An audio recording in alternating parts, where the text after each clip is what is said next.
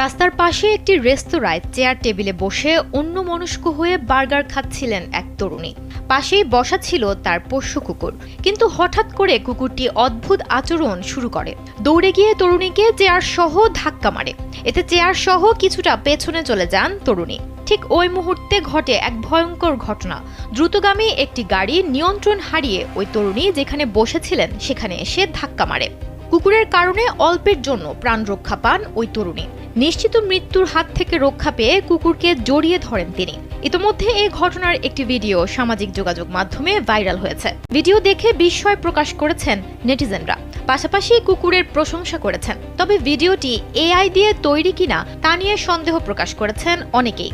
একজন ইন্টারনেট ব্যবহারকারী লিখেছেন, অলৌকিক, কুকুরটি যা করেছে তা অতুলনীয়, এজন্যই কুকুর বাকি সব প্রাণীদের থেকে আলাদা।